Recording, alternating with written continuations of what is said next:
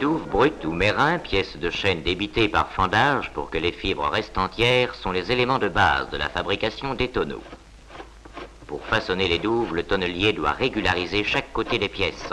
Il faut d'abord dégrossir la face extérieure à l'aide de la plane plate.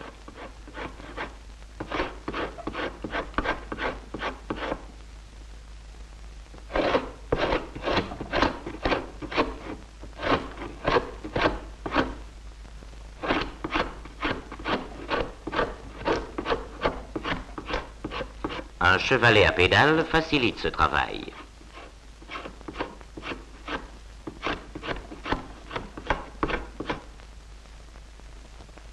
Puis le tonnelier façonne les longues faces étroites ou joints par lesquels les douves seront assemblées. Ces joints sont taillés en biseau.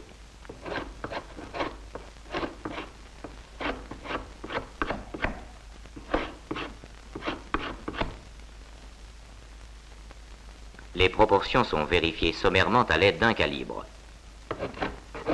Le dégrossissage de l'intérieur se fait à la plane à creuser dont la lame est cintrée.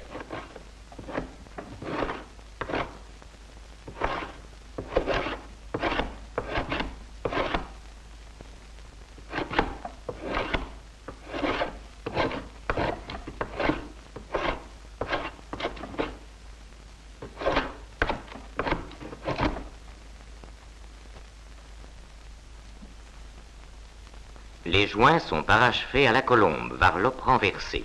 Dans la façon de planer et de raboter les douves d'après la forme de chacune d'elles réside l'art du tonnelier.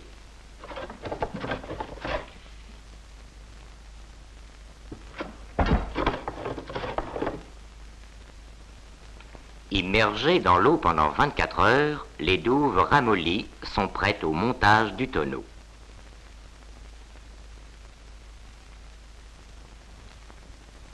Une première pièce est mise à l'intérieur d'un cercle de montage en acier, maintenu à l'aide d'une pincette en bois. Ce premier cercle a la dimension qu'aura le tonneau à la tête. Le tonnelier place ensuite les autres douves.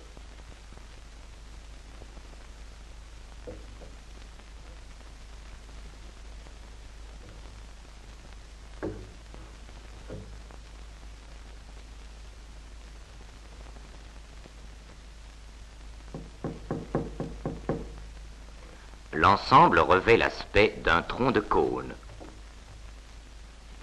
Un second cercle de montage plus large est chassé en dessous de la moitié de la hauteur du tronc de cône.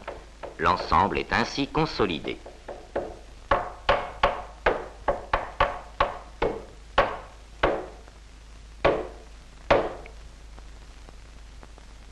On peut alors dresser le tonneau, c'est-à-dire faire affleurer les têtes des douves avec le premier cercle de montage.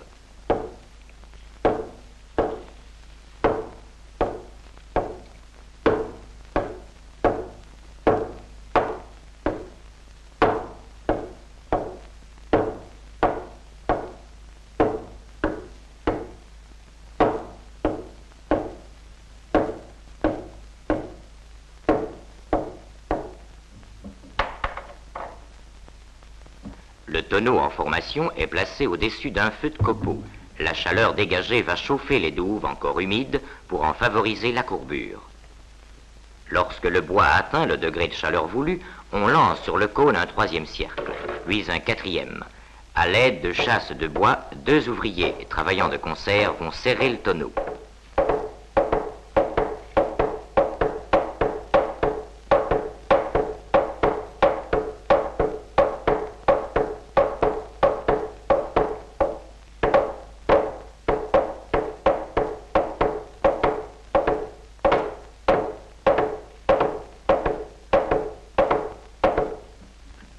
Pour rassembler les douves, à l'autre extrémité, le tonneau est retourné.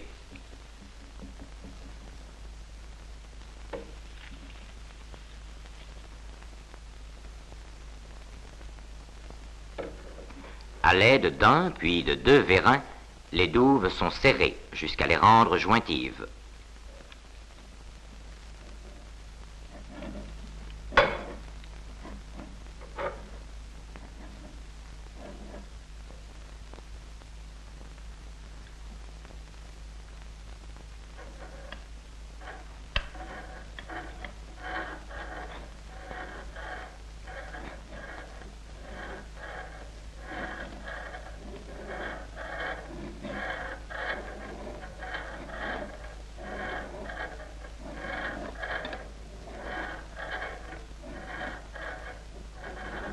Un cercle de montage, appelé petit collier, est placé.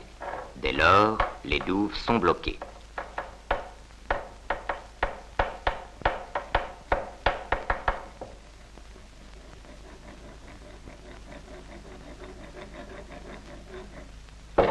Les vérins étant enlevés, de nouveaux cercles sont mis et resserrent progressivement les douves.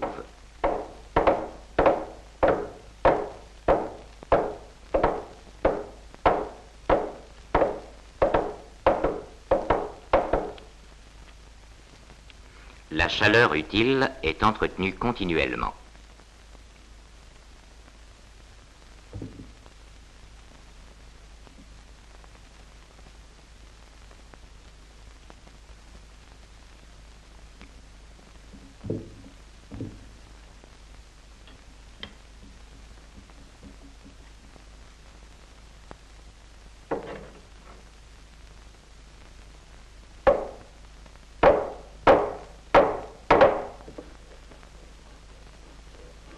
Après avoir enduit de craie l'extrémité des douves pour les rendre moins glissantes, le tonnelier pose les cercles de tête.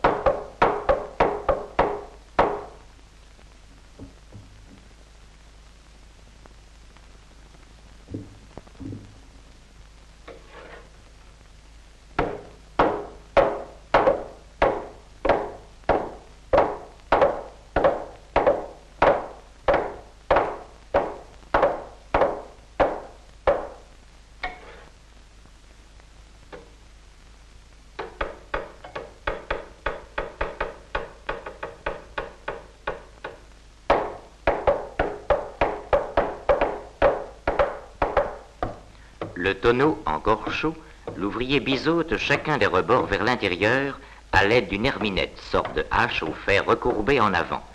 L'habileté du tonnelier se reconnaît à la sûreté avec laquelle il manie l'herminette, outil réservé à l'ouvrier accompli, capable, dit-on, de trancher sur sa longueur une allumette posée sur l'établi.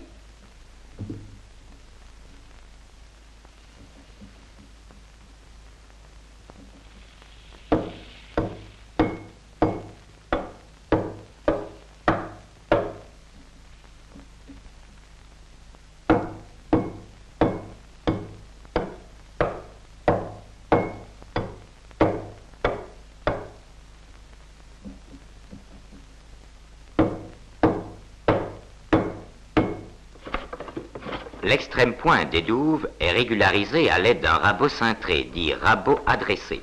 Un léger plat horizontal est ainsi obtenu.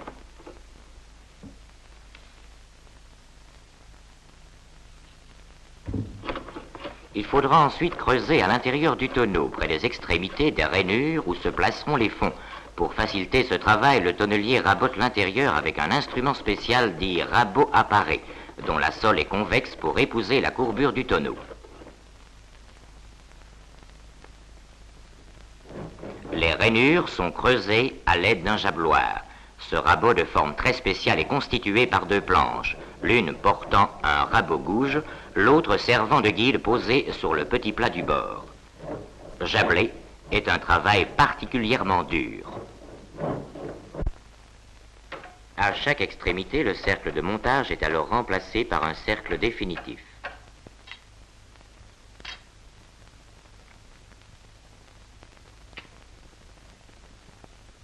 Comme tous les autres cercles définitifs, il est en fer feuillard galvanisé.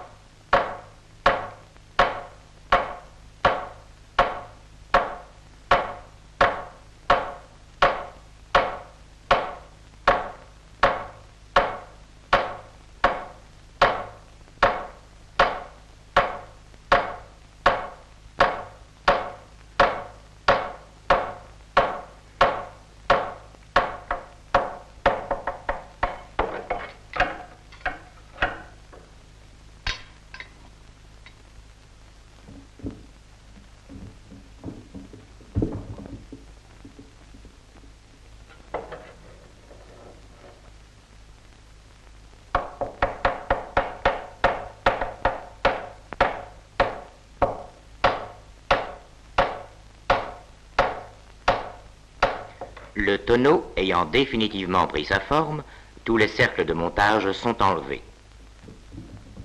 Sans cercle intermédiaire et sans fond, le tonneau s'appelle un tournant. Reste à nettoyer l'intérieur, à y enlever toute aspérité et arête, au moyen d'une plane à lame fort cintrée, dite plane à genoux.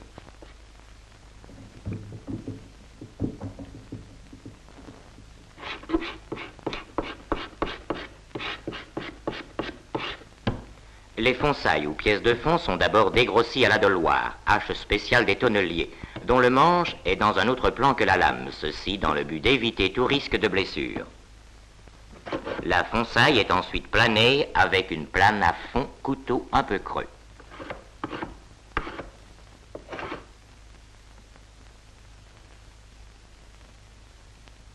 Le rayon que doit avoir le fond est déterminé par tâtonnement.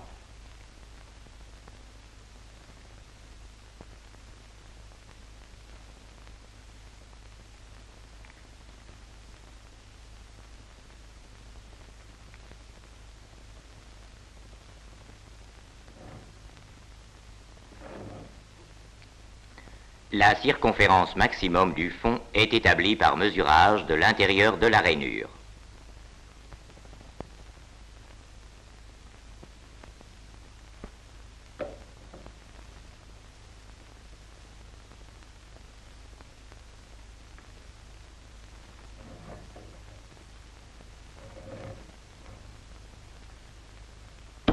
L'ouvrier dégrossit le fond à la doloire, suivant le trait fait à la pointe sèche, en commençant par faire l'arrondi des pièces latérales.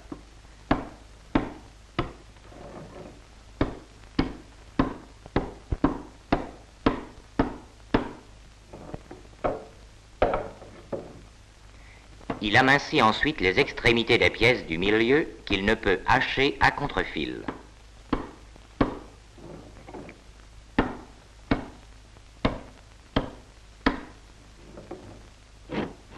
Les extrémités amincies sont traitées à la scie à champ tourné.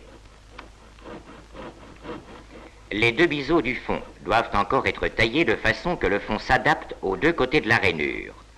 Sur la face extérieure, un rabot compas ou rabot à chanfrein creuse un petit biseau régulier.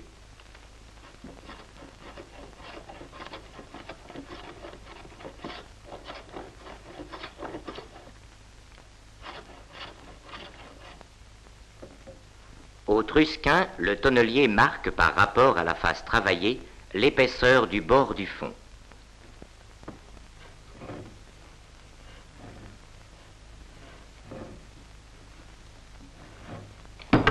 Ensuite, il dégrossit habilement à la doloire le grand biseau qui sera à l'intérieur du tonneau.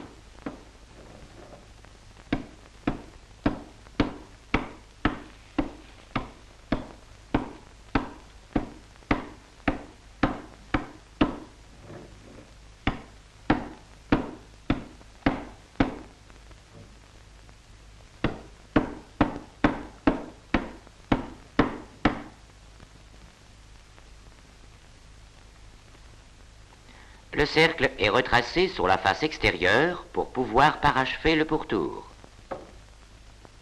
Opération qui s'effectue à la plane plate.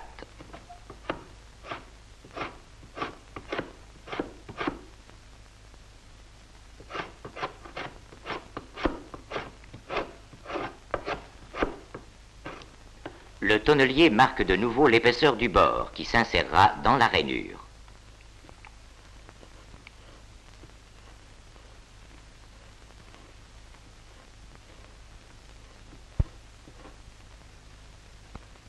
Dès lors, le grand biseau de la face intérieure pourra être achevé à l'aide d'une plane à creuser.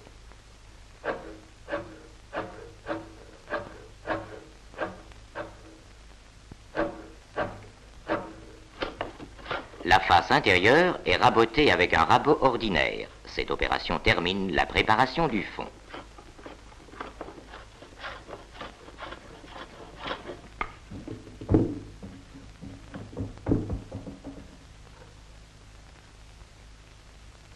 Avant de placer les fonds, l'ouvrier remplit les rainures d'une pâte de farine de seigle non blutée, trempée d'eau.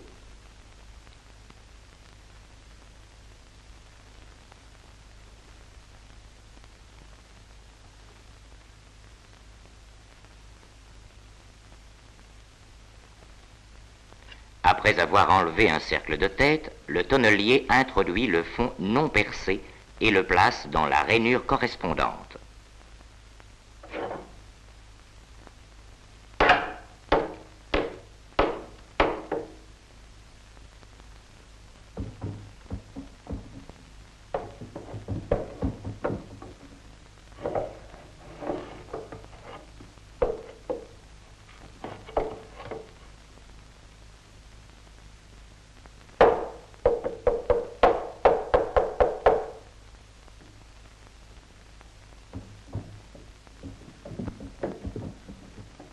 Pour empêcher la fuite de la pâte, on doit colmater les petits interstices à l'aide d'un roseau, le tifa, ou massette des étangs.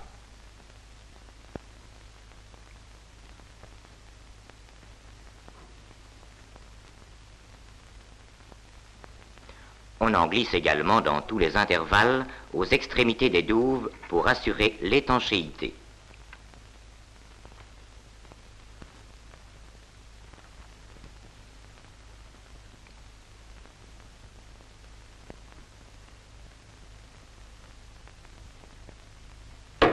Les extrémités sont resserrées sur le fond à l'aide d'un petit collier.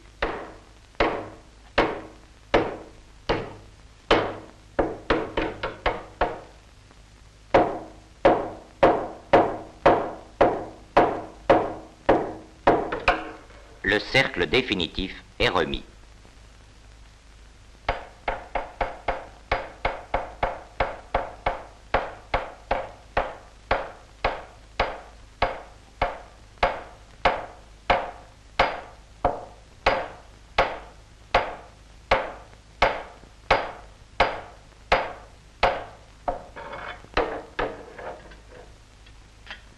Les douves sont martelées pour remettre les joints en place.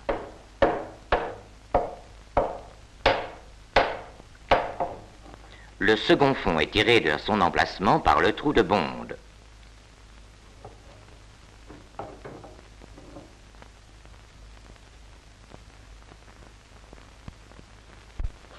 Après enlèvement des cercles de montage, le tonneau reçoit sa toilette extérieure grâce à un outil constitué par un fer de rabot monté sur une emmanchure. Le travail est achevé au racloir.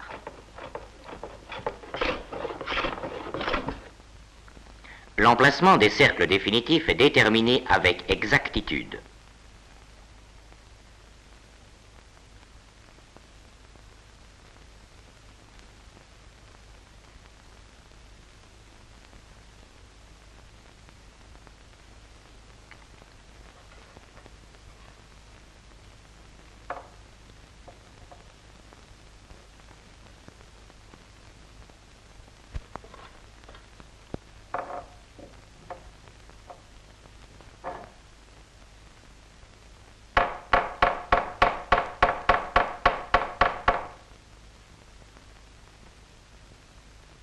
Les cercles sont amenés à leur place au moyen de chasses de fer. Un tonneau de 100 litres, tel que celui-ci, portera 6 cercles.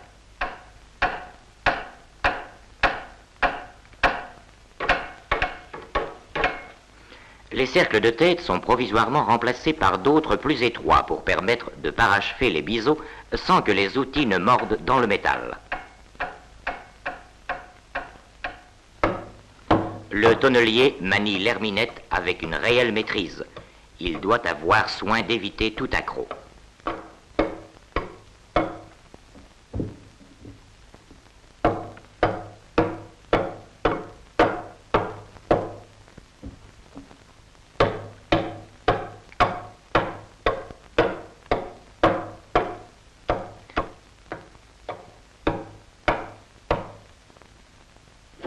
Un chanfreinage du rebord évitera les éclats quand les tonneaux seront superposés.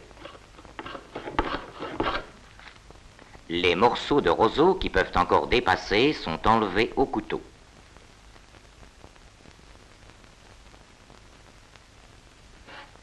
La dernière toilette du fond est pratiquée en raclant toute la surface.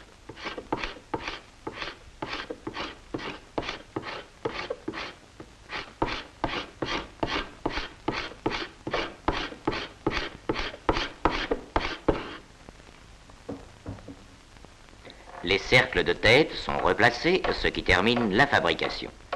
Compte tenu de l'aide que deux tonneliers s'apportent mutuellement, il fallait, avant le perfectionnement de l'outillage, 10 heures pour faire 2 tonneaux.